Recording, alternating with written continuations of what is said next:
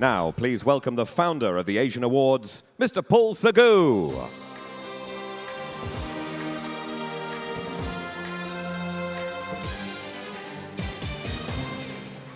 Thank you.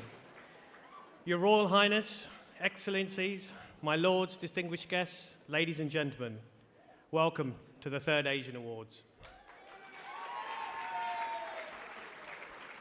We started this journey with one simple vision: to create an outstanding platform to honor the very best in Asian excellence from across the globe. Although our first 2 years primarily focused on people of South Asian origin, it was always my plan to redefine the term Asian, the British term Asian, to be more globally inclusive of all Asian countries. So welcome. This year, our judges considered people from all Asian countries: China, Japan, Philippines, India, Pakistan, to name a few. In total, over 25 Asian countries from which any one of our winners could have heritage.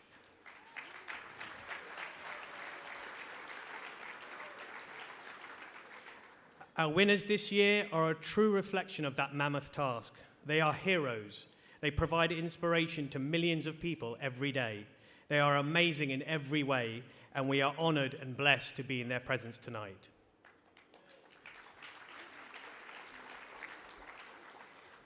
Events like this just don't happen. They take experts with passion, and I could not have done it without my team and all of our partners. So, to our headline partner, UK Sotheby's International Realty, I thank you for having the faith in me to do your illustrious brand justice. To our other partners, Accenture, Chivas Regal, Christian Louboutin, Creme de la Mer, Cobra, DVK Group, Kick It Entertainment, Luxury Connect, Madhu's, whose food you are currently enjoying, quintessentially PR Newswire, Sterling Media, William George Holmes, and all of our other associated partners, we thank you for our belief and support.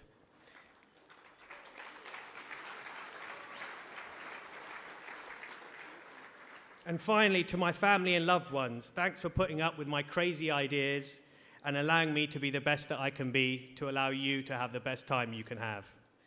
And now, ladies and gentlemen, it gives me great pleasure to welcome on stage the Chancellor of the Exchequer, the Right Honourable George Osbourne MP.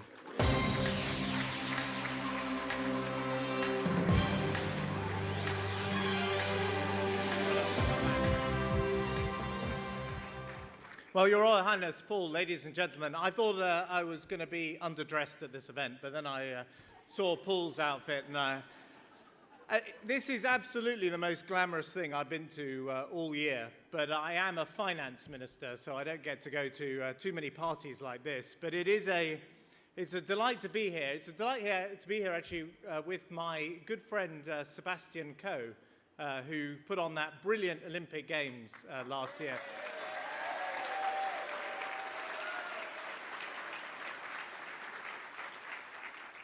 Sebastian's grandfather was Indian and was a Delhi hotelier, but Sebastian grew up in Sheffield. And I remember asking Sebastian, when I used to work with him, why it was that he got into running. And he said, well, you know what, George? If you grew up in Sheffield and you're called Sebastian, you have to learn to run.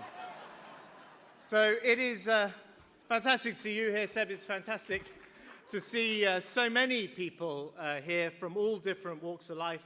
Many people I know, many people I don't know. And I want, on behalf of everyone here, to congratulate Paul on putting together an absolutely fantastic event.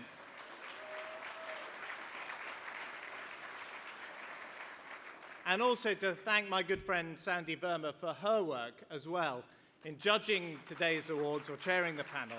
And it is brilliant how you have created an event that celebrates the outstanding contribution the Asian community makes in all walks of life.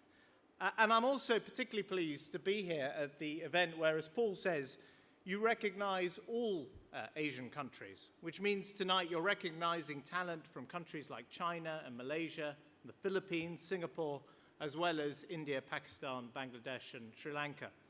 And tonight's awards are not just about the British Asian community, it's about the entire global Asian community. But I think it's no coincidence that you host these awards in Britain. And I think everyone here is enormously proud that Britain is a diverse and open country where talented people from all over the world are able to fulfill their potential, and the Asian community is a massive, massive part of that. I know that as the Chancellor of the Exchequer. My job, of course, is to put the British economy back on track, to help you create jobs and attract investment. And that means that I spend a huge amount of my time talking to Asian business, be it Indian investment in our car and steel industry, or Malaysian investment in London's regeneration, Chinese investment in our energy and water infrastructure. And what we all know is that there is a huge power shift happening in our world, a power shift in our economy, and it means that the success of the British economy is going to, in the coming decades, depend on seizing the opportunities that the rise of Asia and Asian prosperity represents. And I am optimistic that Britain can seize those opportunities because of the values it shares with its Asian neighbours, the spirit of enterprise, a strong work ethic, a determination to stand on our own 2 feet and earn our way in the world.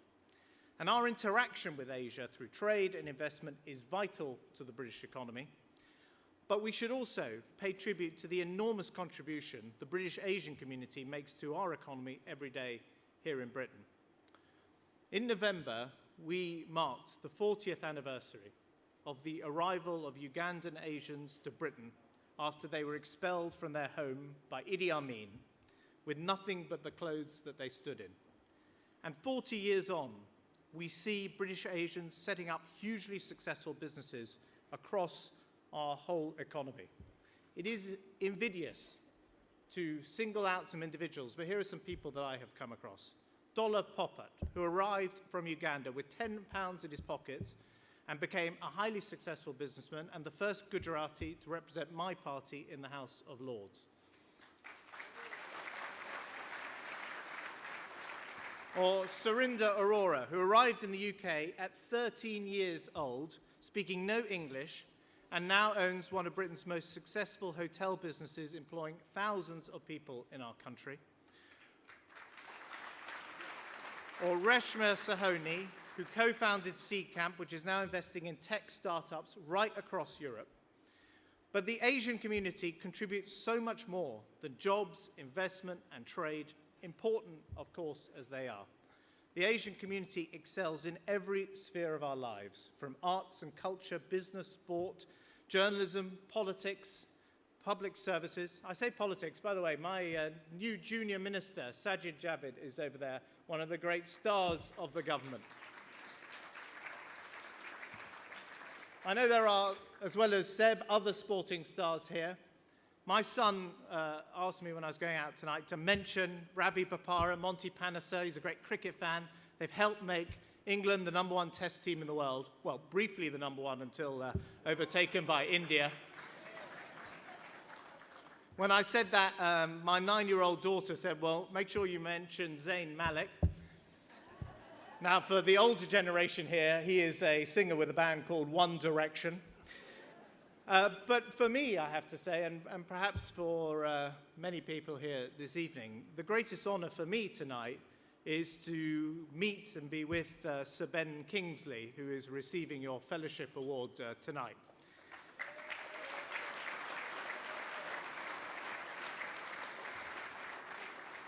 Born in Yorkshire, of Gujarati and English descent, he has for decades been one of Britain's greatest actors.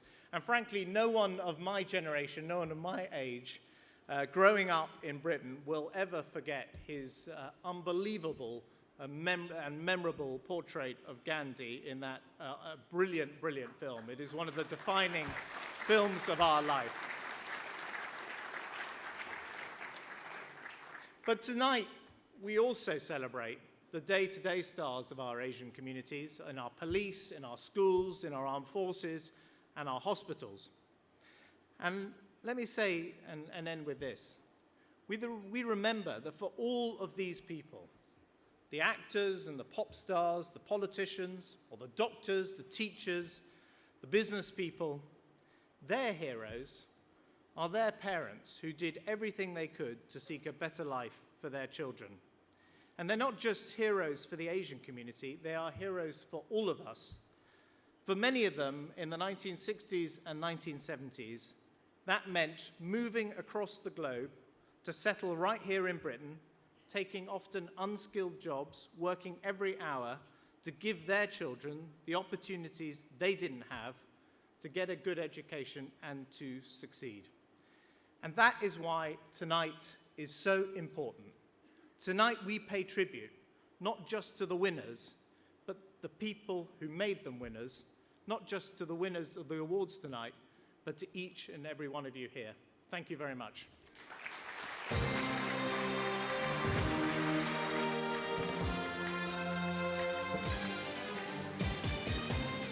Ladies and gentlemen, the Right Honourable George Osbourne MP.